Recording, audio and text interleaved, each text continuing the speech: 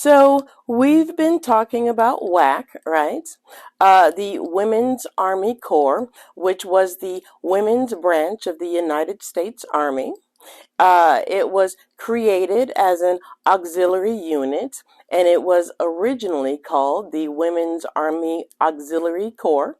It was created in May 1942 and converted to an active duty unit in the Army. What was it? July 1943, right?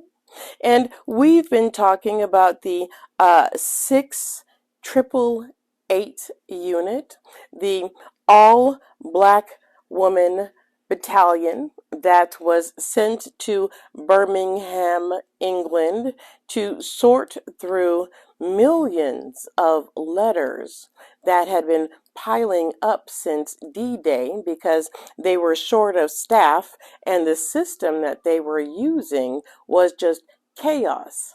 But 800 and I believe it was 855 black women flew over and created their own system, working around the clock, delivered all of the mail, clearing out a backlog not only in the UK but also in France.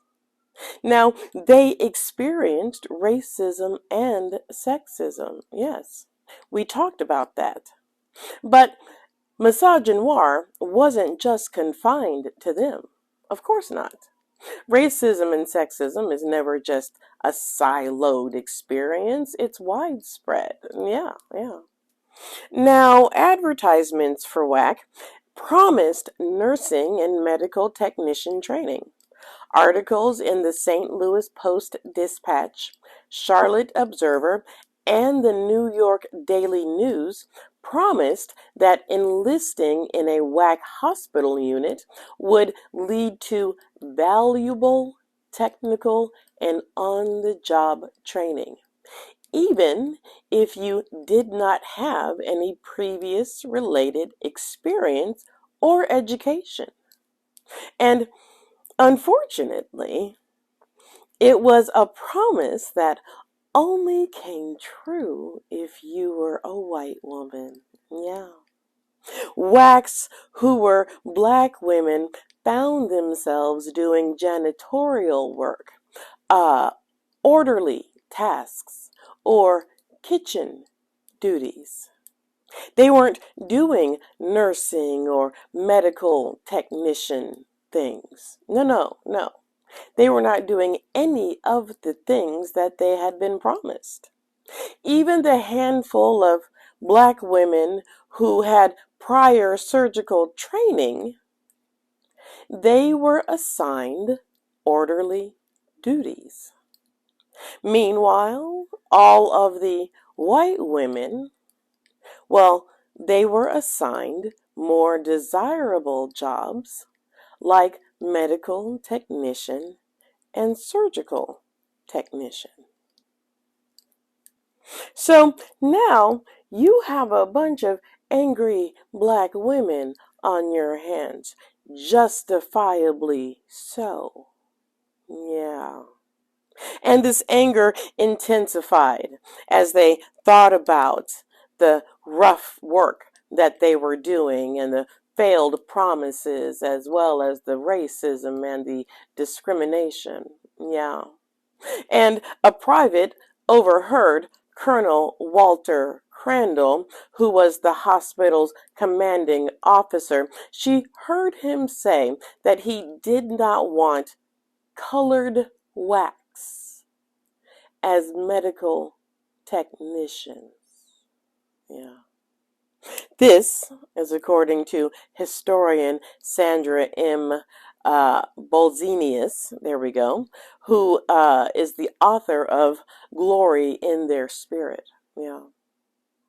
And the private who overheard Colonel Walter Crandall say this would go on to testify and say that Crandall went on to say that black women under his command were sent there to scrub and wash floors, wash dishes, and do all the dirty work. Yeah. Now, everything came to a head March 1945. Angry and fed up, almost all of the black orderlies at Fort Devens Base in Massachusetts refused to report to their duty stations. Yeah. The strike only ended after General Sherman Miles intervened. General Sherman Miles read the Articles of War and reminded them that they're not civilians, and what they did amounted to mutiny. Yeah, you can't go on strike when you're in the military. Yeah. So almost everybody went back to work. Almost everybody. 4 women refused. Privates Mary Green, Anna Morrison, Johnny Murphy, and Alice Young continued to hold out. Yeah. I would take death before I go back to work. And that's from Private Johnny Murphy. I would take death before I go back to work. Privates Green, Morrison, Murphy, and Young were court-martialed, and they were originally dishonorably discharged and sentenced to a year of hard labor. However, America, both black and white, rallied around them. The local NAACP hired their legal counsel, and eventually the charges were dismissed. Of course, this was to avoid negative publicity because the military had spent a lot of time and money trying to convince civilians that there was no racism in the army. They lied. And Colonel Crandall, you remember him, right? He's the one who said he didn't want any colored medical techs. Yeah. Well, he took a planned leave of absence after an internal investigation proved that the black women's complaints were true. And as for the women at Fort Devens, their job descriptions were updated, and they don't have to scrub trash cans or wash dishes or clean the walls. But they were still orderlies and still received all of the kitchen assignments. Meanwhile, the white women continued to receive none of the grunt work. So, it fascinates me because you've got marginalization within an already marginalized group, right?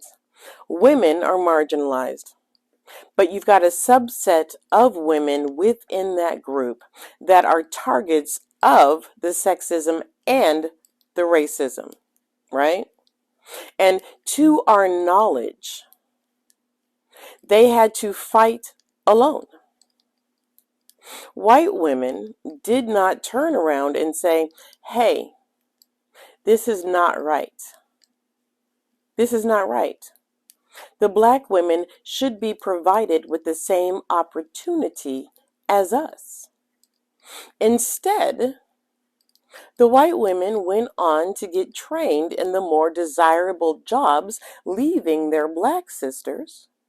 Let me correct myself, because it wasn't black sisters. It wasn't even peers. It was those black women over there, leaving those black women over there to do the dirty work, the work that they'd been doing for centuries.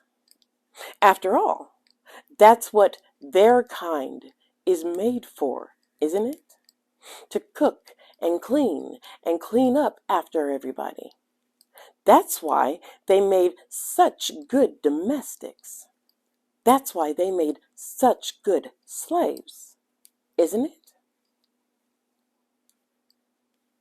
Where was the solidarity? Where was the sisterhood?